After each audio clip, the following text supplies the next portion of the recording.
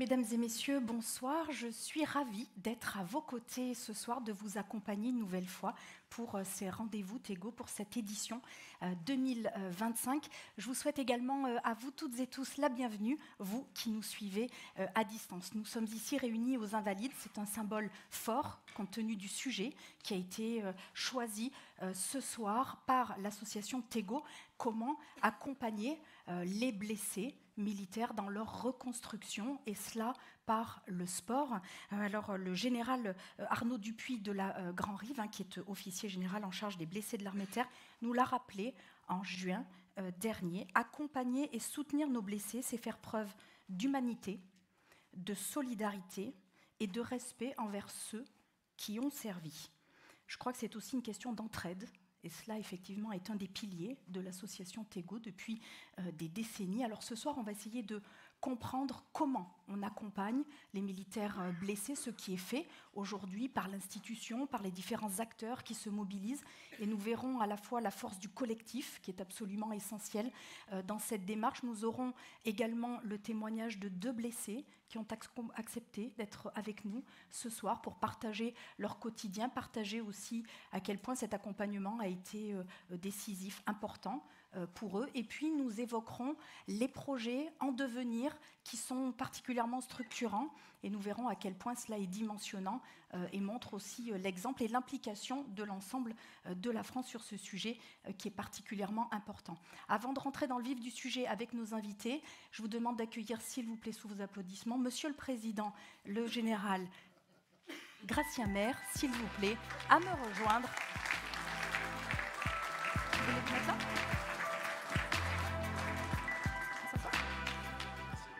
Alors, Général, merci d'être avec nous. Merci de nous avoir réunis ce soir, toutes et tous, pour parler de ce sujet important. Je sais que c'est un sujet qui vous tient particulièrement à cœur, et tous ceux qui vous accompagnent au sein de l'association. 1 an après les Jeux olympiques, paralympiques, qui ont été une fête extraordinaire en France, c'était important pour vous de continuer et d'ancrer ce sujet cette année.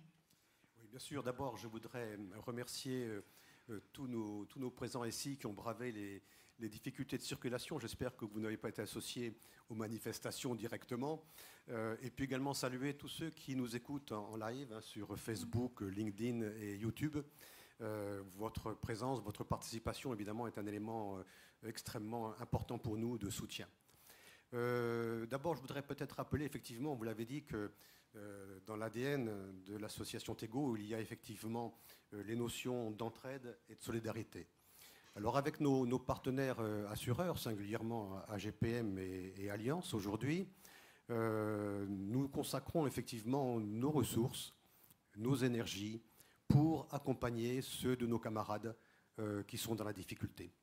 Et bien évidemment, la blessure et le handicap est au rang de ces difficultés, et il est important pour nous de travailler, de réfléchir sur la façon d'accompagner ces blessés de manière à leur faciliter une forme de réadaptation dans des activités qui peuvent être sportives évidemment, mais qui peuvent être de nature, l'art-thérapie, l'activité manuelle, peu importe, l'investissement personnel. Mais je crois que c'est important, et donc aujourd'hui on a décidé de consacrer ces réflexions à la réadaptation du handicap par le sport. D'ailleurs, on aurait plutôt peut-être dû appeler ça réadaptation du handicap par une activité sportive ou par une activité physique. Mais je vais y revenir un petit peu après. Alors effectivement, trois raisons pour avoir choisi ce thème cette année. La première, c'est que nous le savons tous, le sport fait partie intégrante de l'activité du militaire. Et donc quand il est confronté à la blessure, le militaire, évidemment, considère que le sport peut l'aider, puisque c'est dans sa nature, à entamer un processus de reconstruction. Deuxième raison, vous l'avez signalé, c'est évidemment les Jeux olympiques et paralympiques Paris 2024, qui ont largement médiatisé le handisport, et on a vu combien les gens supportaient, s'intéressaient à ces activités. Et donc, pour nous, il a fallu, j'ai estimé qu'il était important de capitaliser sur cet intérêt pour effectivement mettre là aussi le projecteur sur cette adaptation du handicap par le sport.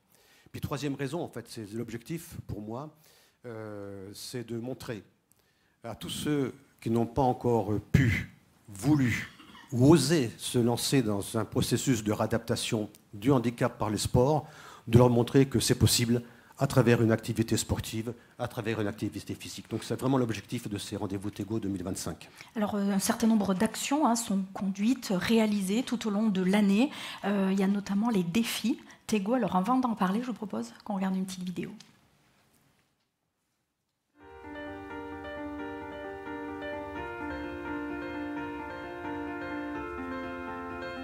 Premier défi Tego, c'est Oui!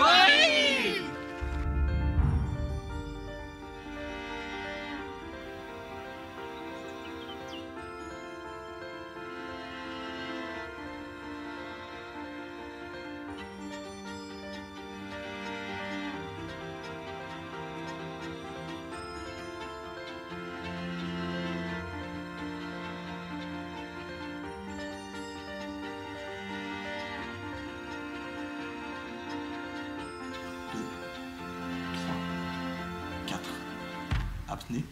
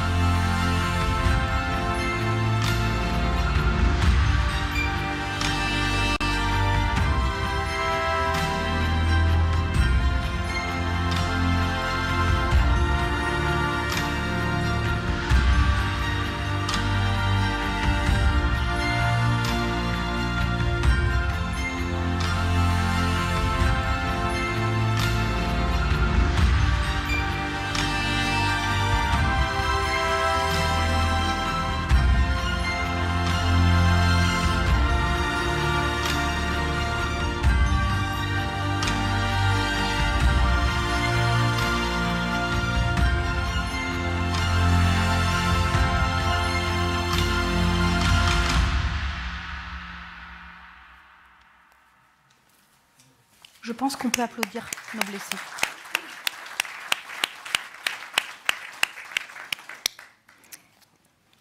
Alors, Gratien Maire, on a envie de savoir un petit peu ces défis Tego, on vient de le voir en image. Comment est-ce que ça s'organise? Quelle forme est-ce que ça prend? Alors, effectivement, les défis Tego, en fait, c'était un triple défi. Un défi d'abord pour les blessés, vous l'imaginez bien, qui ont parcouru 50 km en 4 jours sur les plages de débarquement en Normandie et qui ont fait preuve d'une volonté, d'un courage, d'un esprit d'entraide et d'un enthousiasme communicatif que je tiens à souligner. Un défi également parce que étaient associés à ce défi d'autres acteurs qui pouvaient s'inscrire et donc venir comptabiliser les kilomètres parcourus eux-mêmes pendant ces 4 jours, peu importe l'itinéraire, y compris dans les rues de Paris éventuellement, pour arriver à un total, je dirais, symbolique de 1945 kilomètres, total qui a été dépassé effectivement, et donc c'est également un défi de ce point de vue. Puis le troisième défi, c'était pour l'association simplement, parce que c'est la première fois que nous organisions en propre ce genre d'événement. Et donc, je crois que c'était un grand succès, chargé d'émotions. Vous l'avez peut-être aperçu sur les images dans le film, la cérémonie de dépôt de gerbes au cimetière de Colleville. Mais il y a eu d'autres moments aussi où c'était effectivement extrêmement lourd d'émotions, puisque ces blessés, évidemment, nous tous pensions à des camarades disparus. Et donc, accompagner cela en fin de journée par des séances avec différents thérapeutes qui les accompagnaient et les aidaient effectivement dans ce processus de reconstruction auquel je faisais allusion. Voilà, donc c'était vraiment une belle expérience, un défi qui, je pense, avait encore une fois, comme je le disais tout à l'heure, pour objectif de donner, par l'exemple que les blessés ont pu montrer à travers leur engagement, montrer que c'est possible. En fait, il ne s'agit pas forcément de faire du sport de haut niveau, la question n'est pas là, mais simplement de rentrer dans un processus de reconstruction par une activité physique. La marche, c'est ce qu'il y a de plus simple. Alors, pas forcément pour tout le monde, on le sait bien, ça peut poser problème. Vincent Dorival en dira peut-être un mot tout à l'heure, mais pour beaucoup, c'est simplement déjà cela, c'est énorme. C'est énorme. Donc, alors, par ailleurs, nous avons également d'autres actions que nous menons. Indirectement, celle-là, puisque celle-ci, comme je le disais, c'est la première fois que l'association se lançait dans l'organisation d'un événement de cette nature, et je tiens à en remercier les organisateurs et les accompagnateurs, évidemment nos 4 blessés, Yann, Romain, Lionel et Franck. Mais au-delà de ça, nous avons également des actions qui sont un peu indirectes.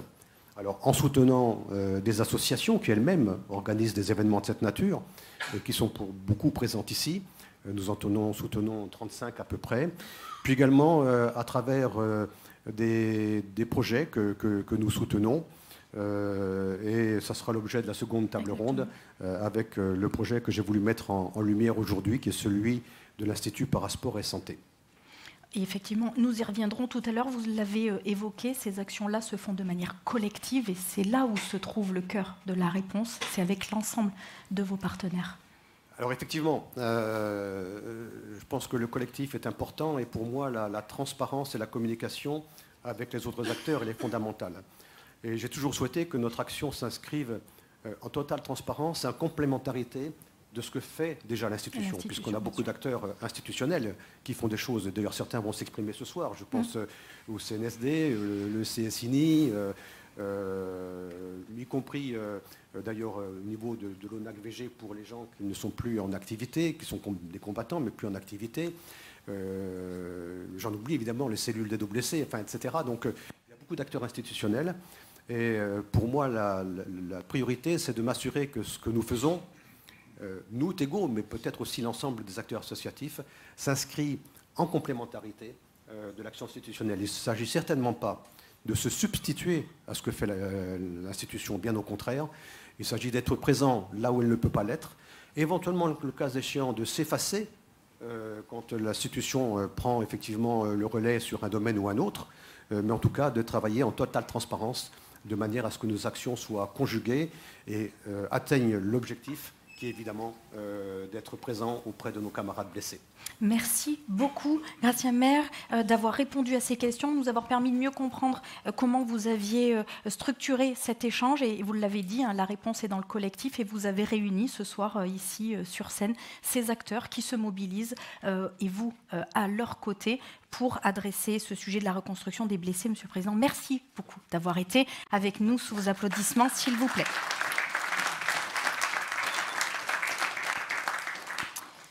À présent, nous allons lancer la première table ronde avec nos invités. J'ai le plaisir d'accueillir à mes côtés, toujours sous vos applaudissements, le général Becker, Madame la médecin en chef Fassion, Vincent Dorival qui va nous rejoindre également et l'adjudant Julien.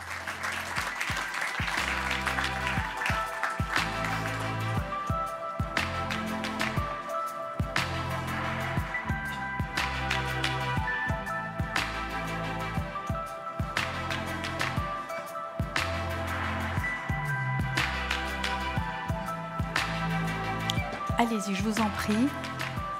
Installez-vous. Vincent, est-ce que tout est OK pour toi ? Merci beaucoup à tous les 4 d'avoir accepté cette invitation. C'est un grand plaisir de vous avoir avec nous pour parler de ce sujet. Vous êtes tous les deux, hein, général, colonel, impliqués aux côtés des blessés, Julien et Vincent, qui se sont mobilisés pour être avec nous et partager un petit peu de leur quotidien, du parcours qu'ils ont traversé. Général Becker, je le rappelle, hein, vous commandez donc le Centre national des sports de la défense. Vous êtes donc officier général commissaire au sport militaire. Merci d'avoir accepté cette invitation. Colonel, vous êtes donc médecin en chef, professeur donc agrégé du Val-de-Grâce, médecine physique et de réadaptation. Vous êtes chef de service à Percy. Merci d'être avec nous. Adjudant Julien, vous êtes militaire, vous êtes membre de l'équipe de France militaire de para-athlétisme. Merci d'être avec nous ce soir. Également Vincent Dorival, président d'Ultra Ops. Merci Vincent d'être avec nous ce soir. Général, on commence avec vous, la reconstruction. Alors on en a parlé rapidement avec Gratien Maire juste avant. On va essayer de comprendre. On parle de l'accompagnement. L'idée, c'est de bien comprendre comment se matérialise cet accompagnement et ce que vous faites en interaction avec le service de santé des armées, puisque vous intervenez sur ces 3 étapes clés. Est-ce qu'on peut essayer de les rappeler ou en tous les cas de les expliquer à nos invités? Oui, en premier lieu, je vais prendre un tout petit peu de hauteur parce que le parcours des blessés, il se fait en cohérence avec les acteurs ministériels. Alors, c'est un parcours qui est aujourd'hui bien connu. Il place évidemment le blessé et la famille au centre du parcours du blessé, et c'est essentiel. Et puis, autant Julia et puis le service médical a une obligation de soins, autant nous, commandement, on a une obligation de suivi et d'accompagnement des blessés dans la durée. Pour ça, on vise aussi à ce que nos blessés puissent être assez rapidement remis en activité et sur des activités durables. Et quand on redescend, tout ce parcours dans lequel on va trouver l'ONAC-VG, on va trouver les hôpitaux interarmés, on va trouver tout le système qui travaille au profit de nos blessés, eh bien, il y a une branche un peu particulière qui est la reconstruction des blessés par le sport, où, Président, vous le disiez, par les activités sportives, on peut mélanger. Nous, on travaille donc sur 3 phases. Oui. Une première phase qui est une phase de réhabilitation au plus proche de l'hospitalisation. Une seconde qui est la découverte ou la redécouverte d'activités physiques. Et une troisième qui est la détection et la compétition. Alors si je détaille un petit peu, la première, on va, avec Julia ou avec d'autres, j'ai une équipe au sein du Centre national des sports de la Défense à Fontainebleau, qui s'appelle le département des blessés militaires et sports, qui se déplace, qui va en liaison bien évidemment avec le milieu médical, qui va visiter et qui va parler un petit peu du sport et de ce que nous, militaires, on peut apporter en sport. Donc il s'agit de retrouver un petit peu de confiance en soi, de confiance en ses aptitudes sportives, et puis de détailler, encore une fois en liaison avec le milieu médical, des qualités physiques et cognitives. Mais Julia, je pense que tu en parleras un petit peu plus après. La deuxième phase, elle est de fixer des objectifs sport, des objectifs de cohésion, des objectifs sur soi et des objectifs collectifs. Par différents stages. Vous avez de l'équitation adaptée, vous avez des stages de voile, vous avez de nombreux stages famille.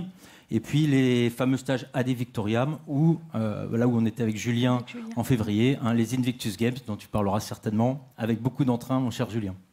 Et puis une troisième phase, qui est la phase de compétition, où là on va vraiment détecter, au profit des équipes de France, au profit des championnats civils, au profit aussi de l'armée de champions. On peut avoir des blessés militaires qui travaillent au profit de l'armée de champions et qui sont sélectionnés pour des compétitions internationales. Merci beaucoup, Général. Vous l'avez souligné à plusieurs reprises, ce travail se fait de concert avec beaucoup d'acteurs, mais évidemment le service de santé des armées. Colonel, vous intervenez de fait dès cette première étape, puisqu'il s'agit de l'hospitalisation, mais vous intervenez aussi tout au long du parcours, de l'accompagnement, de cette confiance en soi, de savoir appréhender son handicap et adapter sa pratique du sport ou la pratique physique, ce que soulignait tout à l'heure Gratien Maire. C'est important aussi, il n'y a pas que le sport de haut niveau qu'il faut adresser. Et puis jusque dans les compétitions, vous les accompagnez aussi. Alors en effet, merci d'avoir précisé ça. Il est clair que c'est un partenariat assez fort entre le monde du sport avec le CNSD et le service de santé des armées tout au long du parcours et tout au long des 3 phases qui ont été évoquées par le général. Néanmoins, la première phase, elle se déroule à l'hôpital. C'est ça, il faut recontextualiser, c'est un temps de soins normalement, donc c'est ça aussi toute l'originalité de ce parcours. C'est un temps de soins, c'est un blessé, c'est un homme ou une femme militaire, engagé, actif, sportif, qui brutalement se retrouve en position de malade, parfois en situation de handicap, et qui va intégrer un parcours de soins. Un parcours de soins qui va être adapté à ses blessures, évidemment. Et en cas de blessure physique, le parcours de soins va aboutir dans le service de MPR, médecine physique et de réadaptation, où là, notre démarche, elle est en 3 R. On appelle ça les 3 R, c'est la rééducation, la réadaptation, la réinsertion. Et se rééduquer, c'est essayer de récupérer au maximum d'une lésion. Se réadapter, c'est compenser quand une séquelle est présente. Par exemple, s'il y a une amputation, il faut mettre une prothèse pour pouvoir marcher. Et ensuite, c'est se réinsérer. Et se réinsérer, c'est aussi notre mission, c'est-à-dire donner au blessé, lui redonner, ou lui permettre de retrouver une place dans la société, dans sa famille, une place professionnelle, etc. Et se réinsérer, c'est très intriqué avec se reconstruire. Parce que c'est compliqué de se reconstruire si on ne s'est pas réinséré, et c'est compliqué de se réinsérer si on ne s'est pas reconstruit. Et donc c'est là que le sport va jouer comme un vecteur de la reconstruction. Alors pour les militaires, c'est un vecteur très naturel, donc on y va.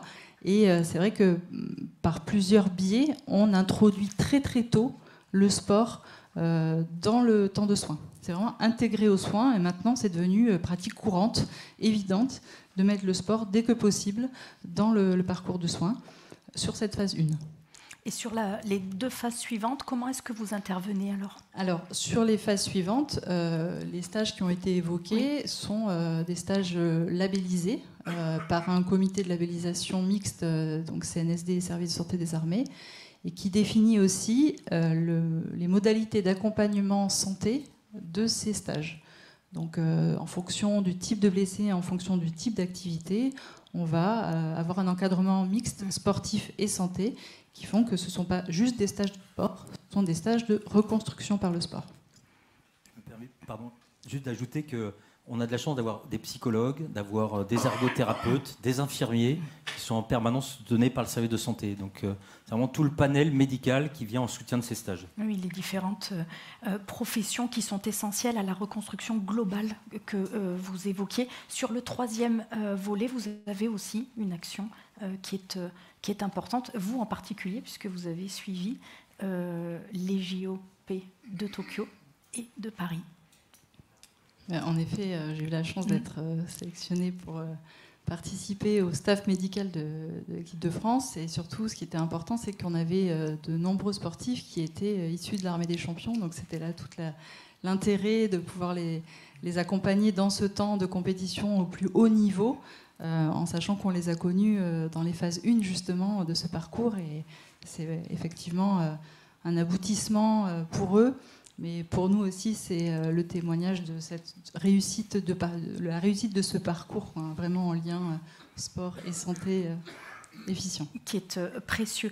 Adjudant Julien, j'ai envie de forcément m'adresser à vous, vous qui avez vécu ce parcours de reconstruction. Hein, on est encore, puisque vous êtes toujours évidemment avec le général Becker, hein, notamment dans les stages que vous évoquiez, général, à l'instant. Donc ce parcours continue. Vous avez été blessé au Mali. Est-ce que vous voulez bien nous préciser un petit peu les contours de ce parcours de reconstruction, comment il s'est passé, ces différentes étapes entre l'hospitalisation et puis les stages.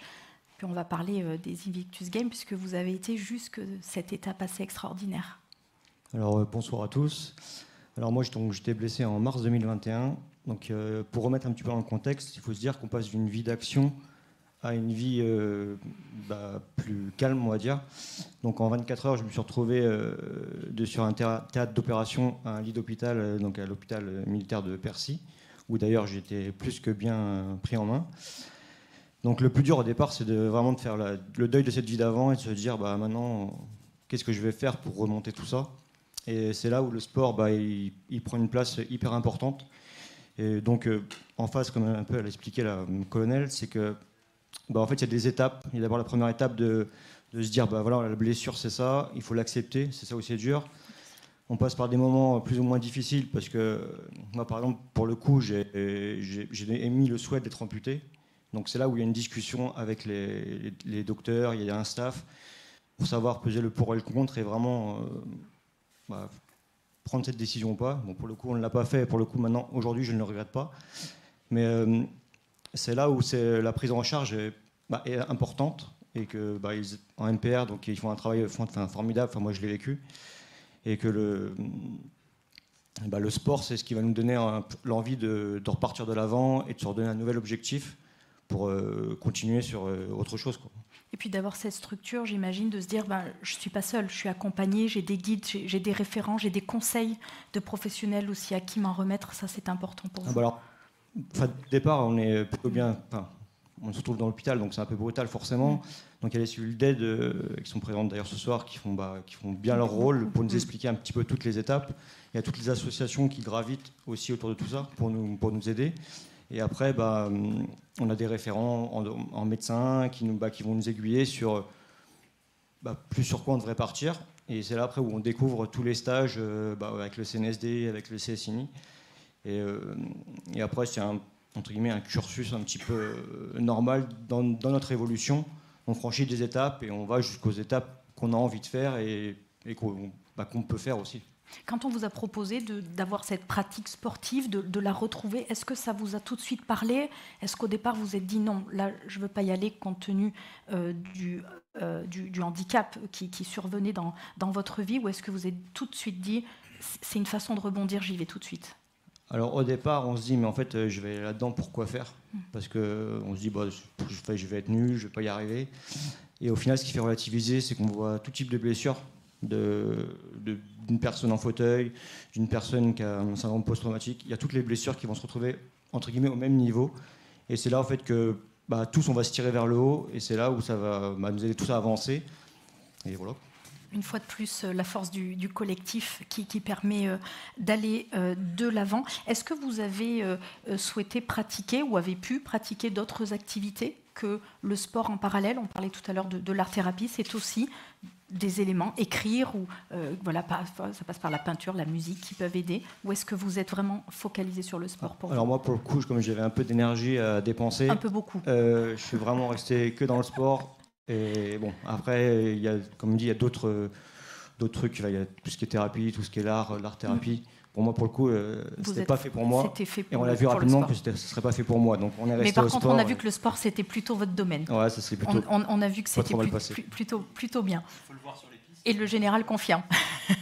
On va revenir sur justement le para-athlétisme et les Imicus Games. On y revient juste après. Vincent, j'aimerais qu'on échange évidemment avec vous. Vous avez été grièvement blessé alors que vous serviez donc à la BSPP, sapeur-pompier de Paris. Vous avez eu un parcours de reconstruction aussi qui est passé par le sport avec cette volonté parfois extrême d'aller très loin. L'idée c'était de se montrer que c'était encore possible.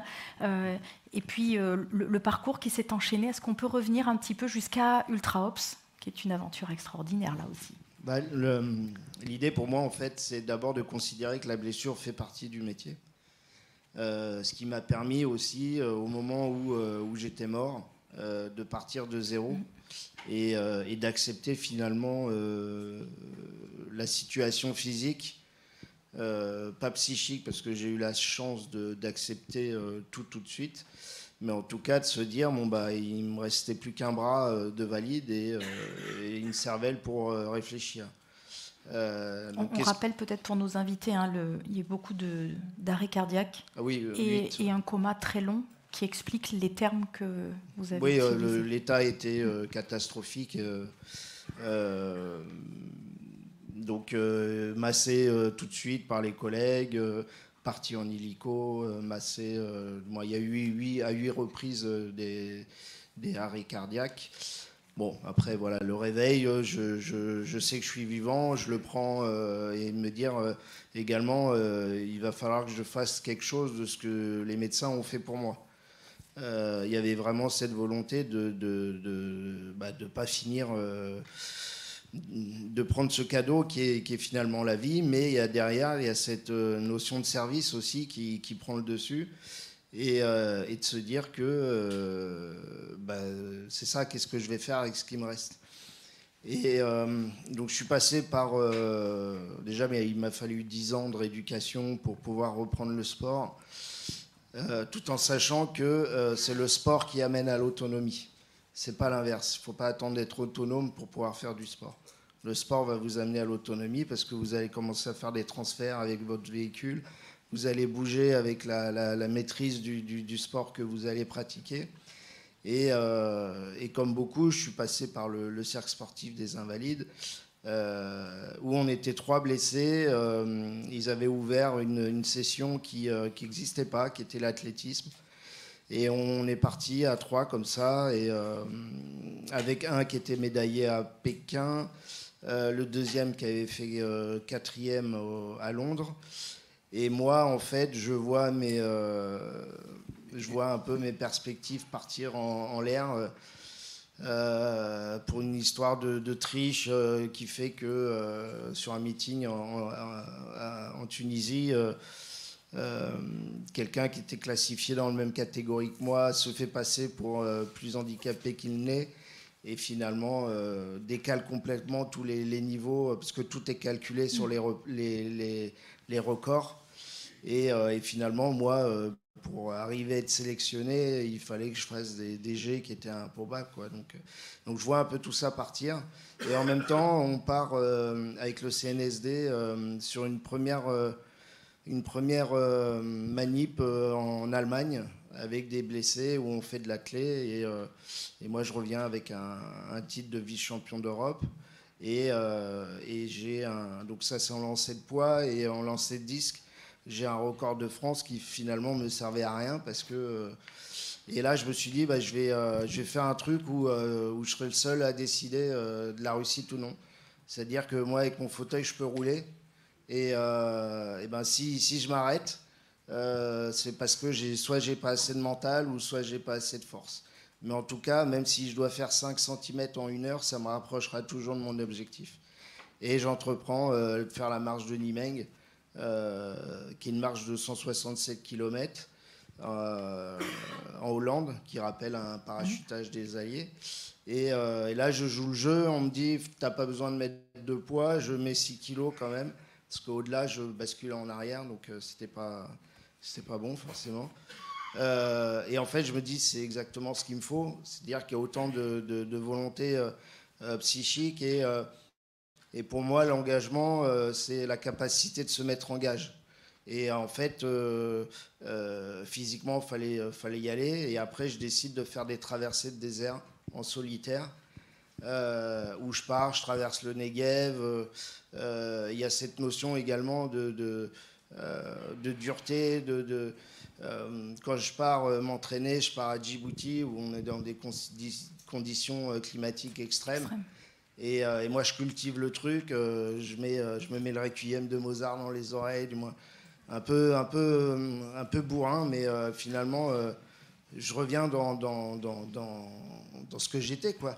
Fallait que ce soit dur, et puis à un moment donné, quand je décide de traverser la Death Valley, je me dis, je vais demander à d'autres blessés qui m'accompagnent pour assurer la logistique. Et en fait, ils me disent, non, on aimerait bien le faire avec toi. Et c'est là où on part à 7 et on traverse les 309 km de la Death Valley. Et on faisait un semi-marathon par jour avec le bivouac. Et finalement, on retrouve le terrain, on retrouve encore une fois le collectif. Toujours le collectif. Parce que finalement, si vous êtes tout seul à faire vos épreuves, mais après, avec qui vous allez le partager? Donc il n'y a pas de sens dans tout ça. Le fait d'emmener d'autres gens, d'être un peu le Forrest Gump qui parcourir tout seul, et puis à un moment donné, il se retourne, il voit qu'il y a des gens qui suivent. Lui, il ne sait pas pourquoi il est suivi, et ceux qui suivent, ils ne savent pas pourquoi. Mais en tout cas, on trouve cette dynamique. Et puis finalement, maintenant, c'est ouvert aux autres. Et on retrouve ce côté terrain. Alors, ça ne plaît pas à tout le monde. L'idée, c'est en tout cas d'être là pour ceux pour qui ça intéresse. Et il y a à côté de ça, donc il y a le fait d'être utile pour soi, mais d'être utile pour les autres. Parce qu'en même temps, on récolte des fonds. On en demande pour construire le projet. Et après, on ouvre des cagnottes et on finance des projets de rééducation comme à Percy. Donc il y a vraiment cette idée de... l'association, elle est basée sur 2 éléments de langage. La devise, qui est même matin, toujours servir. C'est-à-dire que moi, je suis en fauteuil, la notion de service, jusqu'à ce que je meure, je l'aurai en moi. Et les autres gars, c'est pareil. Ou filles, on n'a jamais eu l'occasion d'en avoir, mais... et le dogme, je dirais, du programme, c'est la reconstruction par l'action et les vertus retrouvées. C'est-à-dire que le mec qui va marcher, au début, ça va être dur, puis il va commencer à souffrir, et de se dire putain, ça fait du bien de transpirer, de penser l'objectif. Et au fur et à mesure, on le sort de ces fantômes. C'est utopique, mais en lien aussi avec les médecins, parce que l'idée, c'est de ne pas rajouter de la blessure sur la blessure. Donc nos stages, on les fait à Toulon. Il y a un encadrement avec les psychologues, les kinés, ergothérapeutes. Tout est calé. Et finalement, on arrive à sortir des gens qui sont dans des états psychiques catastrophiques. Et finalement, le fait de relier l'âme, le corps et l'esprit par la marche, parce que finalement, on n'a rien inventé. Hein, le pèlerinage, c'est pas moi qui l'ai mis en place.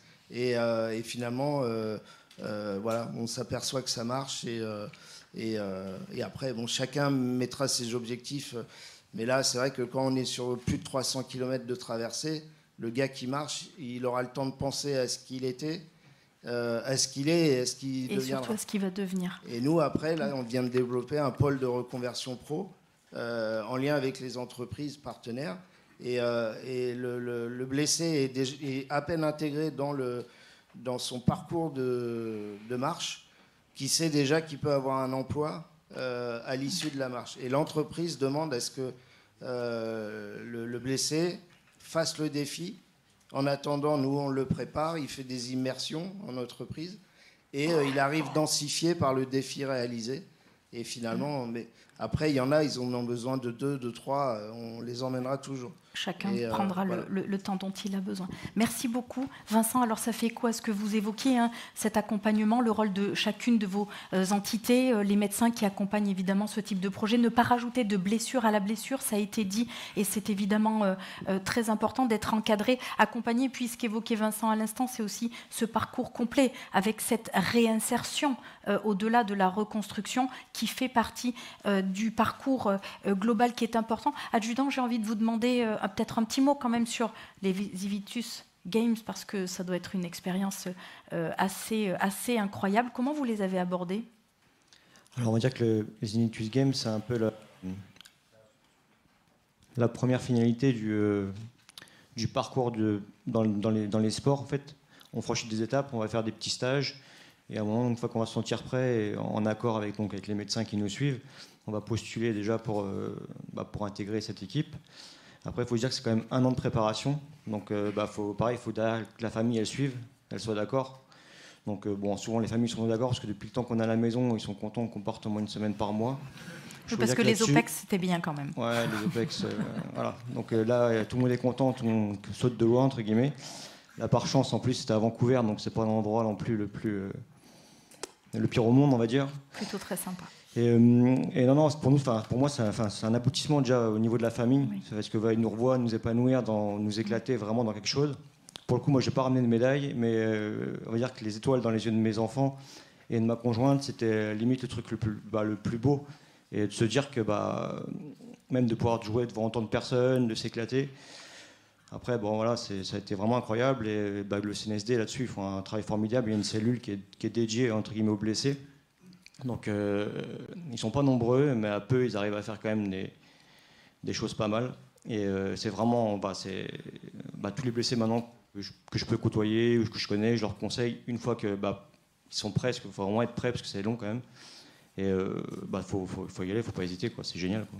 Après, c'est une très très belle expérience, mais ce que vous dites aussi, et c'est important, je pense, c'est que ça n'est pas forcément fait pour tout le monde. C'est ce qu'évoquait aussi le général Becker tout à l'heure. Hein. Il y a des parcours pour chacun en intégrant la personnalité de chacun des blessés. C'est aussi très important. C'est pas forcément de devenir le héros paralympique, quoi. Hein. C'est pas une fin en soi. Concrètement, même la personne qui ne fera pas les Invictus Games, il pourra se reconstruire aussi bien. Et c'est pas parce qu'on a fait les Invictus Games qu'on est devenu non plus un super-héros. En fait, c'est vraiment dans le parcours de chacun. Chacun y voit ce qu'il peut prendre pour lui et aussi pour sa famille, ce qui est important, et pour l'aider à avancer. Moi, concrètement, ça a été un peu le petit coup de pied aux fesses l'année, où me dire tous les mois, je sais que j'ai un stage, il y a une finalité au bout. C'est un peu comme expliqué sur ces marches, pour les suivre à distance. C'est pareil, ils ont une échéance, et l'échéance, naturellement, ça vous remet dedans. En fait, c'est comme si vous prépariez. Il y a un cadre, vous avez des exactement. rendez-vous fixés, et ça, c'est important. Et avec pour des vous. objectifs, Ouais. et nous, entre chaque semaine d'entraînement, par exemple, c'est pas des magiciens non plus. Donc, chez vous, faut forcément qu'il y ait un suivi derrière, que vous continuez ça. Et en fait, l'année, elle passe hyper vite, et entre guillemets, ça vous donne un petit coup de pied aux fesses pour vous dire, allez, c'est bon, c'est le moment pour avancer. Et puis, c'est une étape de franchie, quoi. Une grosse étape, entre guillemets. Est-ce que vous aviez préparé l'après ? C'est-à-dire, on imagine, là vous le disiez, il y a des objectifs, il y a des rendez-vous, vous êtes très encadré, il y a cette fête. Quand on regarde, on voit l'engouement du public, les familles, etc. C'est assez exceptionnel, comme les Jeux Olympiques et Paralympiques, qui suscitent énormément de foule. Donc vous êtes au cœur de l'attention, c'est beaucoup d'adrénaline. Et puis le lendemain, ça s'arrête. Est-ce que vous aviez préparé ça, ou est-ce que de par votre formation, finalement, vous aviez déjà vécu ça ? Il faut dire que déjà en amont, entre guillemets, on est préparé. Parce qu'en fait, pareil, face à ça, je pense qu'il y a déjà des retours des anciennes éditions. Tout le monde ne réagit pas pareil face à ça. Il faut dire que c'est quand même une compétition qui est hyper médiatisée. Ce n'est pas les Jeux Olympiques, ce n'est pas les Jeux Paralympiques, il ne faut pas tout mélanger. C'est une compétition de blessés et un échange avec des blessés. Ok, il y a des médailles là-dessus, mais en fait, après, on n'est pas des champions paralympiques, il ne faut pas tout mélanger non plus. Et ce qui est bien, c'est que déjà, on est bien préparé avant. Avec nous, on a aussi des personnes qui nous suivent. Et au retour, on est aussi suivi, entre guillemets, on n'est pas lâché. Il y en a qui ont eu besoin d'aller voir leur psychologue, leur psychiatre ou dans les hôpitaux, parce que pour certains, effectivement, cette espèce de mise en lumière, d'un coup, c'est vrai que c'est brutal. Et le retour à une vie normale, effectivement, ça peut faire une redescente. Pour moi, clairement, ça m'a juste donné une envie, c'est de passer à une étape d'après et puis d'avancer. Mais après, voilà, chacun réagit différemment face à ça. Mais où c'est bien, entre guillemets, c'est que déjà la sélection fait que les personnes qui sont là, normalement, ça devrait plutôt bien se passer. Et au retour, on est suivi. Oui, il y a l'accompagnement qui continue. On n'est pas lâché, en fait, que ce soit le CNSD ou les hôpitaux différents. Après, tout le monde donne son accord déjà pour qu'on y aille. Et au retour, c'est pareil. On sait que ils sont derrière nous, quoi. Colonel, c'est évidemment des points qui sont importants pour vous dans cet accompagnement, l'après, de savoir aussi bien accompagner la préparation amont, cet aspect mental aussi pour adresser ce genre d'événement, parce qu'effectivement, c'est un point qui est important, c'est surtout l'activité physique, au-delà du sport, voire du sport de haut niveau, qui compte dans cette reconstruction. Oui, c'est certain. Alors, vous m'entendez ? Oui. Je ne vais pas répéter ce qui a été parfaitement dit par l'adjudant, mais c'est clair que je voulais juste préciser qu'à partir du moment où on met la compétition dans le parcours de reconstruction, c'est qu'on considère que la reconstruction nécessite cette phase de compétition. Mais comme il l'a justement précisé, c'est vrai pour certains, c'est nécessaire pour certains. C'est pas nécessaire pour tout le monde, et parfois effectivement il faut être vigilant parce qu'il peut y avoir donc des effets adverses. Et l'encadrement mixte sport et santé est là justement avant, pendant et après pour prévenir ces effets. Mais en effet, la compétition, cette phase 3, n'est pas un aboutissement systématique. Ce qui compte, c'est la pratique pour se reconstruire, mais vous le soulevez pour autre chose aussi, parce que oui, le sport va muscler la résilience, va muscler la capacité à passer, à trouver ce nouvel équilibre et à rebondir, mais c'est aussi un moyen de prévention. Et c'est là que nous, soignants, on a vraiment à cœur d'inciter et de rendre possible cette pratique, parce qu'on sait que, alors si c'est vrai pour toute la population, et on peut tous se sentir concernés, on doit pratiquer une activité physique et sportive pour être en bonne santé. C'est les recommandations de l'Organisation mondiale de la santé. C'est scientifiquement prouvé. Néanmoins, quand on a été blessé, on est plus à risque de se sédentariser parce qu'on a une fonction altérée, par exemple. Et donc, on est plus à risque de développer des maladies chroniques telles que le diabète, l'hypertension artérielle ou certains cancers. Et donc, c'est vraiment c'est pas seulement pour se reconstruire, c'est aussi pour garantir sur le long terme, pour dire à vie, un meilleur état de santé et une meilleure qualité de vie en général. Passe par le sport. Général, un mot alors, sur ce qui a été peut-être présenté par l'adjudant Julien. Vous voulez peut-être revenir sur certains éléments. Les grands projets, les grandes actions du centre, parce que vous aussi, vous ne manquez pas d'énergie avec beaucoup de choses qui sont au programme. Oui, alors je ne reviendrai pas à ce que Julien dit. J'ai uniquement en mémoire dans les yeux le regard de ces 2 filles et de sa femme, à chaque fois qu'on les voit au CNSD ou quand je les ai accompagnées à Vancouver. Et le regard de 2 filles avec leur père qui vient de gagner un match de fauteuil basket, enfin de rugby fauteuil ou des choses comme ça. Vous avez tout dans l'expression, le bienfait de cette reconstruction collective. Hein, tu le soulignais, Julien, collective. Et puis derrière, le soutien des services de santé. Après, oui, on a plein d'idées. On a plein d'idées. Et pour ça, on a un village qui est merveilleux. Hein, donc le village Géandré, le village des blessés, qui a été construit. Alors déjà, nos progressions, on les fait en liaison avec les cellules d'aide aux blessés des armées et de la gendarmerie nationale, le SSA, évidemment, et puis un peu l'ONAC-VG aussi de temps en temps. Et le village, donc beaucoup d'entre vous étaient présents. Sans vous, évidemment, ce village n'aurait pas pu être construit. Ça, on a de cesse de le répéter. Donc sans les institutions, enfin, sans les associations, sans les mutuelles, sans tous ceux qui nous veulent du bien, plus l'investissement gendarmerie nationale et armée de terre. Le village, un tout petit bilan, on est à plus de 1000 nuitées depuis fin avril. Il a été inauguré le 11 avril, depuis fin mars, pardon, premier stage fin mars. Et donc on est à plus de 1000 nuitées, j'ai fait le point avant-hier, et on est à plus de 275 personnes venues dans le village. Et j'ai un seul bilan à vous faire. Il y a 2 semaines un stage famille. Je vais les voir assez souvent, que ce soit les IG ou les stages famille. À la fin, on débrief. Donc j'avais 5 familles autour de moi. Je débrief, je dis qu'est-ce qu'on peut améliorer dans le village. Rien. Je leur demande 2 fois, 3 fois la question. Puis il y a une épouse qui me dit si, est-ce que vous pourriez mettre une table à langer quand même dans un village, dans une maisonnette.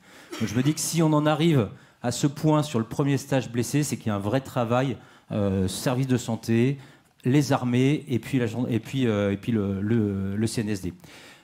J'en profite ici pour remercier les armées, parce que les armées ont fourni, on en parlait, Amiral, au match de rugby l'année dernière, les armées fournissent gratuitement 4 sous-officiers qui sont en gestion posés sur le CNSD aujourd'hui pour encadrer le village. Donc là aussi, il y a un vrai soutien interarmée et gendarmerie, évidemment. Et ça ne pourrait pas fonctionner, et tu le soulignais, Julien, avec cette toute petite équipe qui est le CNSD. Alors après, des améliorations, il y en aura tout le temps. On est au début, on se laisse 1 an tranquille pour voir stage par stage. Mais ce qui est intéressant, le médecin en parlait, il y a ce comité de labellisation. Il y a une grosse piste qui est sortie, mais qui traînait un petit peu, c'est des stages pour les aidants. Aujourd'hui, on nous pose beaucoup de questions sur quid des aidants. Les aidants, est-ce qu'il faut faire de la prévention sur les blessures des aidants et comment peut-on faire, nous, pour aider au sein du village et faire des stages sur les aidants. Donc ça va être une des pistes sur lesquelles on va travailler en liaison avec le service de santé. Et puis on espère proposer quelque chose d'ici quelques semaines ou quelques mois pour les aidants. En liaison aussi avec la gendarmerie qui a beaucoup de sujets aidants sur leurs blessés, notamment leurs blessés psychiques. Merci beaucoup, Général. Vincent Dorival, le prochain défi UltraOps? Alors on travaille déjà grâce, le Général a évoqué toutes les structures assurantielles. Tego, aujourd'hui, on parle, est partenaire depuis le début de nos projets. Et ça va même au-delà avec des conseils sur justement la partie sociale qu'on peut essayer de transmettre aux blessés qui sont en demande. Donc merci. Et le prochain, c'est la traversée de l'Atlas. Tout ce qu'on fait, on le monte en lien avec les attachés de défense sur les ambassades de France et les autorités aussi du pays. L'idée, c'est de ne pas faire n'importe quoi et d'assurer un maximum de réponses sur des questions qui pourraient venir au cours de la traversée. Mais voilà, il y a 2 ans, c'était en 2024, il y a même un chien de la CAP qui était là, qui a suivi le blessé jusqu'au bout. Donc voilà, on est en capacité d'accueillir tout type de blessés. On essaye d'être interarmes parce que finalement la blessure est universelle et encore une fois, l'idée c'est de continuer à servir l'institution. Donc 2026, ce sera l'Atlas. On va suivre évidemment de très très près ce défi. Adjudant Julien, vous êtes déjà fixé un prochain objectif. L'équipe, militaire, para-athlétisme. Alors, il paraît que vous êtes déjà au top niveau. Moi, je ne paraphrase que le général Becker, donc je parle sous son contrôle. Alors, vous nous emmenez où pour la suite ? La suite, on verra. On va déjà commencer par ce week-end. Par samedi, on part se faire une compétition à Metz. Et après, on verra à chaque échéance. Normalement, dans 2 ans, ça ne devrait pas être trop mal. Donc. Ouais, puis on a quelques records. Il y a quand même un record parce qu'il faut des objectifs, il faut une ligne droite, il faut une stratégie et on sait compter sur vous. Merci beaucoup d'avoir répondu à mes questions. Quel plaisir de vous avoir avec nous. Il nous reste quelques minutes. Avez-vous des questions ? Souhaitez-vous poser une question à nos invités ? Ou est-ce que... Alors, oui, il y a une question. Alors, est-ce qu'on peut vous donner un micro ?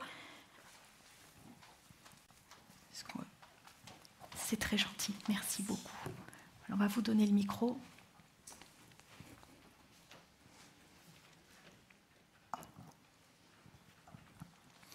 Bonsoir à tous. Mon général, j'ai une petite question pour vous, pour le CNSD. Je suis athlète aujourd'hui en e-sport. Je suis militaire blessé. J'ai la chance de pouvoir encore servir sous les drapeaux.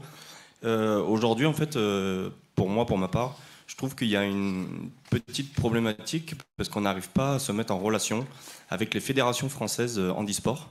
Et moi, par exemple, je fais du cyclisme, je ne peux plus courir. Et en fait, j'ai dû de moi-même appeler la Fédération française en e-sport pour pouvoir créer une catégorie pour les militaires blessés. Parce qu'en fait, mon handicap n'était pas reconnu dans les critères de sélection. Et en fait, il a fallu que ce soit moi qui fasse la démarche. Et j'aurais aimé justement voir si vous, en fait, pour l'avenir, vous avez prévu de justement collaborer avec les fédérations françaises en e-sport pour pouvoir justement réinsérer, comme vous avez dit, après les 3 phases que vous avez mis en place au CNSD, permettre justement la réhabilitation en fait des sportifs justement après leur passage au CNSD et des Invictus. Alors, merci de votre question. Général, je vous en prie. Le handisport, c'est compliqué parce qu'il y a la FFH, donc la Fédération française de handisport, et ensuite il y a d'autres fédérations qui ont leurs para-athlètes. Donc en fonction des fédérations, ça n'agit pas de la même manière. En revanche, nous, on est toujours en contact. On a ce qu'on appelle des commissions d'évaluation de partenariat avec la FFH. Après, c'est vrai que le handicap, en fonction des disciplines, il est très compliqué. Entre les membres hauts, les membres bas, enfin tout ce que vous connaissez bien. Donc précisément, je ne peux pas vous répondre. En revanche, ce qui est sûr, c'est qu'on se verra après. Vous me donnerez votre question exacte. Et puis on verra avec la FFH que je vois dans 2 semaines. Parce qu'il y a un séminaire de la FFH. Donc je pourrai poser la question. Et je vous apporterai une réponse. Merci beaucoup. Colonel, vous vouliez peut-être préciser quelque chose ? Oui, peut-être préciser qu'effectivement, les classifications, c'est un sujet complexe et qui est en pleine évolution. Concernant les fédérations, au niveau national, effectivement, les fédérations sont relativement libres de créer des catégories pour s'adapter au maximum de handicap. Après, dès qu'on monte en compétition à plus haut niveau, et notamment l'international, on doit se plier au règlement du comité international paralympique, l'IPC, et dans ce cas, c'est un peu plus fermé, même s'il y a aussi à ce niveau-là des évolutions régulièrement, en tout cas avant ou après chaque Olympiade plutôt. Sachez qu'au comité paralympique aussi, CPSF, comité paralympique sportif et français, les armées sont représentées, tant sur le plan sport que sur le plan médical, puisqu'on intervient dans la commission médicale de ce comité paralympique. Donc on peut aussi faire remonter ce genre de problématiques qui resteront des sujets surtout au niveau national probablement, mais qui pourraient à terme un jour impliquer aussi l'international. Et puis on est écouté parce qu'on a, je crois, pas loin de 8 ou 9 médailles en cyclisme paralympique, entre Patouillet et puis Léoté. Je crois qu'on a au moins 8 médailles d'or. Donc on a un poids. Donc il y a quelques moyens de pouvoir parvenir à avoir quelques informations, en tous les cas au moins tenter de faire bouger les lignes. Merci pour cette question, j'espère que la réponse vous permettra aussi d'avancer. Merci infiniment à tous les 4 d'avoir été nos invités.